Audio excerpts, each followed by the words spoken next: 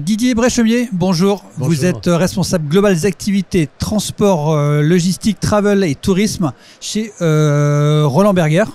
Avec vous, j'aimerais bien discuter de faire un point sur la situation dans laquelle est le transport aérien aujourd'hui, en particulier du point de vue des aéroports.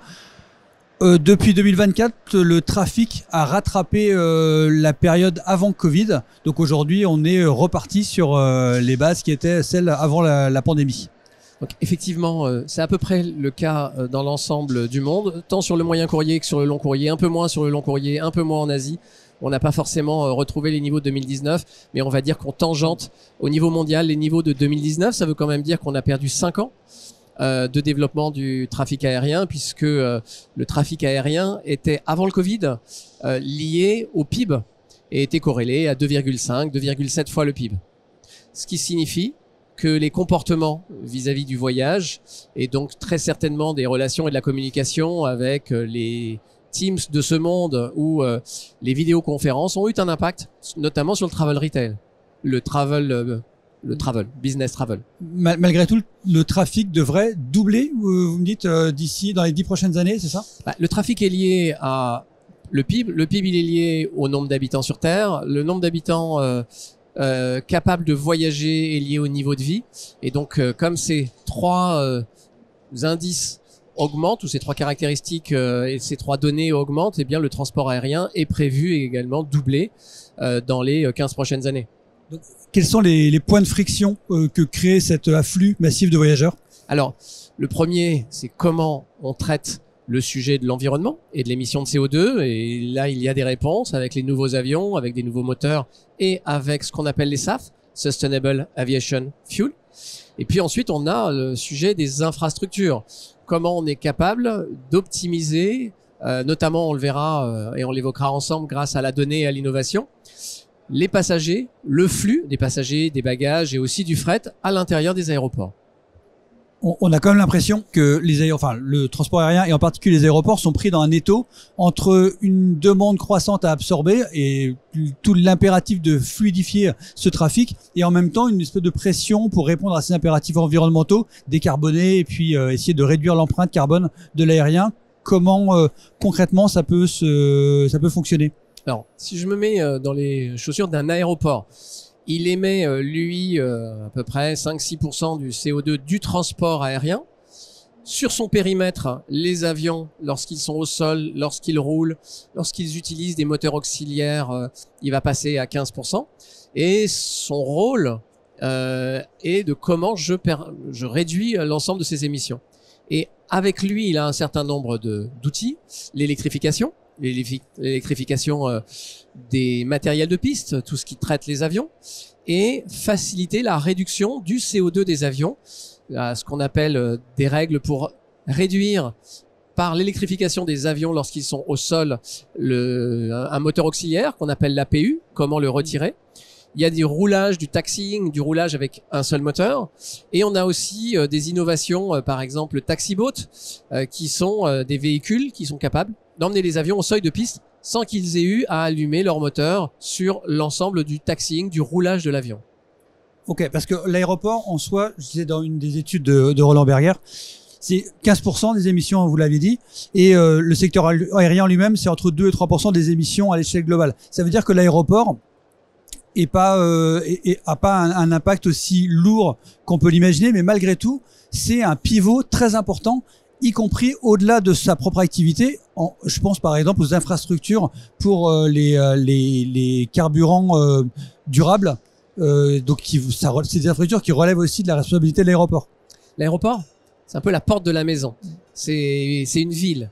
Il assemble un certain nombre d'acteurs et donc chacun d'entre eux émet plus ou moins de CO2, et à l'aéroport de jouer le rôle de chef d'orchestre également en termes d'image pour que ce CO2 se réduise. Alors, il le joue lorsque lui-même doit éviter de développer de nouvelles capacités alors que les passagers augmentent de nouvelles tonnes, si on peut dire, de CO2. Alors, soit avec une optimisation des flux en travaillant sur la data, en travaillant sur les flux pour permettre à plus de passagers de passer dans des infrastructures existantes. Ça, plus de passagers, c'est pas forcément plus d'infrastructures. C'est une des clés qui va permettre Exactement. Comment j'optimise le nombre de passagers dans un environnement donné sans augmenter sa taille? Et il y a des solutions.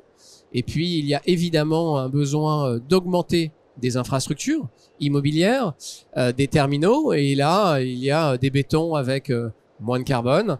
Il y a la capacité de produire des bâtiments avec moins de CO2, voire zéro neutral, en y positionnant un certain nombre de systèmes pour réduire le CO2 des bâtiments. Ça existe déjà. Et puis, encore une fois, il y a optimiser les flux pour réduire les surfaces disponibles pour faire passer dans des bonnes conditions de service des voyageurs dans un aéroport. Ça, c'est les émissions directes. Il y a aussi tout un pan sur les émissions indirectes parce que il faut, je disais que, encore une fois, dans une étude de Roland Berger, 24% des émissions de l'aéroport sont dues au transport, que ce soit des passagers ou des employés qui se rendent à l'aéroport. Et donc effectivement, ensuite, tout dépend des aéroports et de leur connectivité. C'est également extrêmement important de regarder comment les passagers et leurs bagages se rendent sur un aéroport, avec quels moyens ils y vont, entre les taxis, les VTC, le transport public ou leur propre véhicule. Et donc évidemment, l'aéroport doit organiser la capacité à pouvoir utiliser des gros volumes entre par exemple Paris et Charles de Gaulle, le CDG Express va dans cet axe-là. L'électrification évidemment des véhicules va réduire mécaniquement le CO2, mais ça veut dire donc que les aéroports doivent prévoir souvent des bornes de recharge à l'intérieur de ces aéroports. Et puis lorsque les voyageurs utilisent leur propre véhicule, la capacité de la même manière à offrir des bornes de recharge pour qu'ils puissent venir avec des véhicules qui ne produisent pas de CO2 directement. La capacité des aéroports à concilier ces deux impératifs, ça passe pour vous par la digitalisation des aéroports? Alors, effectivement, il y a des volets d'infrastructure, des volets d'investissement dans de la technologie, mais la donnée est extrêmement importante à toutes les étapes. Pour planifier les besoins d'infrastructures nouvelles, pour optimiser, comme on l'a évoqué, les flux, quel passage, à quel moment, comment j'optimise mes ressources avec la donnée qui me rend capable de mieux jouer mon rôle de chef d'orchestre avec tous les acteurs, et puis le partage de la donnée pour que chaque acteur soit réellement capable d'optimiser à son niveau ses propres processus, et puis ses propres processus dans un écosystème complexe, car il y a des centaines d'intervenants différents pour pouvoir organiser le service autour du passager et de l'avion. Ça fait partie des freins qu'il y a peut-être aujourd'hui à l'adoption de ces innovations. Globalement, quels sont les goulots d'étranglement qui se présentent aujourd'hui dans ce processus-là? Alors, déjà, le point positif, oui, il y a des freins, il y a beaucoup de freins. Le point positif, c'est que depuis 10 ans, 15 ans, on a eu des évolutions majeures sur ce sujet. Et aujourd'hui, beaucoup d'informations sont partagées, notamment entre les compagnies aériennes, les aéroports, les prestataires qu'on appelle les assistants en escale, le grand handling, et puis aussi les services de l'État. Donc on a progressé. Cependant, il reste encore beaucoup à faire. Comment on normalise plus l'information? Comment on est capable de partager certaines informations malgré dans certains pays comme la France, la CNIL, et je dis malgré, mais donc il faut trouver des systèmes pour maintenir la protection des données confidentielles des voyageurs, mais permettre, parce que c'est dans une volonté d'optimiser le système et donc la réduction du CO2 et de permettre la connectivité d'un État comme la France. Et donc, c'est extrêmement clé. Et donc, comment je normalise, comment j'utilise cette information et quels sont les systèmes, notamment d'intelligence artificielle, qui me permettent d'aller plus vite et d'utiliser cette information à bon escient sur tout le parcours du voyageur et sur toutes les opérations qu'on ne voit pas, qui se passent au sol, autour des avions ou, on va dire, en back-office dans les aéroports. Est-ce que il y a un rôle de la réglementation dans ce processus-là? Est-ce que les différents niveaux de gouvernance vont pouvoir faire avancer les choses plus vite en mettant des limites et des contraintes aux acteurs? Certainement, c'est un gros travail que tous les acteurs doivent faire. Si on le compare, alors évidemment, c'est pas comparable, mais juste d'un point de vue technique, si on regarde des aéroports et des compagnies aériennes au Moyen-Orient, en Asie du Sud-Est, où les réglementations sont plus souples, sans jugement de valeur, et où les gouvernances sont plus simples parce que souvent c'est le même actionnaire ou la même gouvernance entre l'aéroport et la compagnie aérienne majeure, on s'aperçoit que le partage d'informations, l'efficacité du système est plus importante et que notamment en Europe, aux États-Unis, on a encore des frictions sur l'utilisation de cette donnée et du temps pour qu'à tous les niveaux, la bonne information puisse être utilisée, encore une fois, entre les services de l'État, les aéroports, les compagnies aériennes et les assistants en escale, tout en garantissant une sécurité du voyageur qui va donner son information là où il est, à quel moment il est, dans l'aéroport pour gérer, optimiser les flux et donc fluidifier et avoir moins besoin de ressources humaines, moins besoin d'énergie, moins besoin de surface physique pour pouvoir traiter et gérer des flux toujours plus importants en limitant le volume de CO2 qui va être émis par toutes ces opérations. Vous parliez de l'Asie, mais est-ce qu'il n'y a pas un effet héritage legacy des aéroports européens ou américains pour lesquels ce sera peut-être plus dur, on peut dire peut-être une inertie qui va rendre cette transformation plus difficile? Pour moi, l'inertie, elle est pas technologique.